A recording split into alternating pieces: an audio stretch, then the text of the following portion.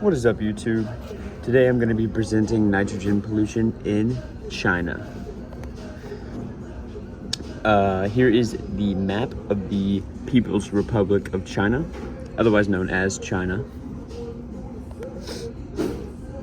So there are three types of nitrogen pollution in China. The main type being reactive nitrogen. And then the two secondary types are ammonia and nitrogen oxide. So the origin of these types of nitrogen pollution are right here. So we got reactive nitrogen. Due to China being one of, if not the most economically agricultural-based country, the use of fertilizer is substantially higher than its neighboring countries. So the main way that China makes money is through their agriculture. So that's a lot of fertilizer, tons. Ammonia and nitrogen oxide all come from not only agriculture, but traffic and industry as well.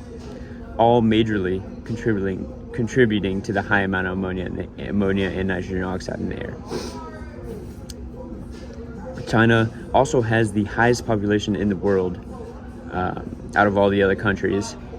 So that population, that really dense population density, contributes even more heavily to this type of pollution.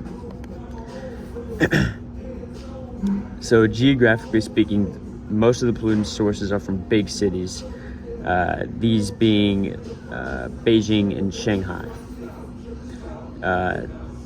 Those cities are where the populations are most dense and where the fertilizer is mass produced, traffic is heaviest, and most of the industry is done. In turn, most of the nitrogen goes into the air, causing atmospheric deposition. Now you may be wondering, what is atmospheric deposition? Atmospheric deposition, the definition is the process by which aerosol particles collect or deposit themselves on solid surfaces, decreasing the concentration of the particles in the air. It can be divided into two sub-processes, dry and wet deposition. So this applies to China because most of the atmospheric deposition is coming from chemicals and the pesticide used by China in their agricultural processes. These are the potential health effects for humans as well as animals. So reactive nitrogen is responsible for serious human health effects such as methemoglobinemia, otherwise known as blue baby syndrome, and eutrophication of coastal and inland waters. Ammonia causes many respiratory health effects such as exposure to high concentrations, like when a smog comes by, or even in places like Shanghai and the higher density cities of China. Higher concentrations. Oh, let me go back.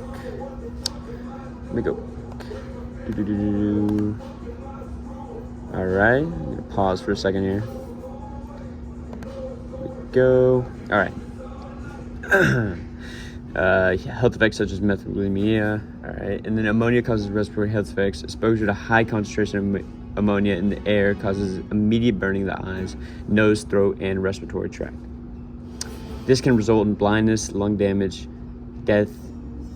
Lower concentration can cause coughing, nose, throat irritation. And then in nitrogen oxide, damage to the human respiratory tract can increase a person's vulnerability to and the severity of respiratory infections and asthma.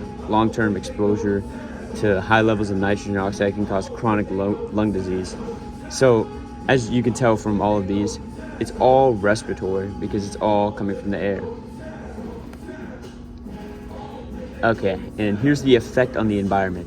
The pollution coming from China while on lockdown due to COVID was heavily decreased because the amount of the population forced to substantially lower their outside transportation. So during COVID lockdown in China, the amount of pollution overall, even like not only nitrogen pollution, but pollution overall was heavily decreased, and the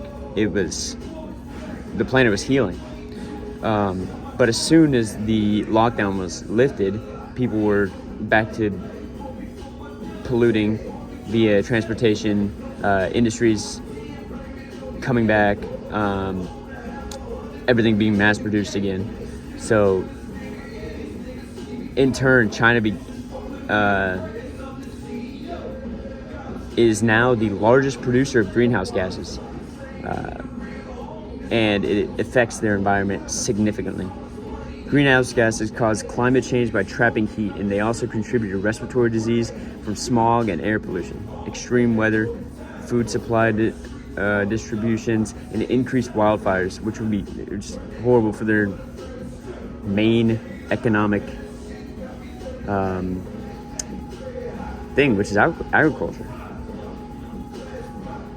All right, there's my works cited, and yeah, peace out.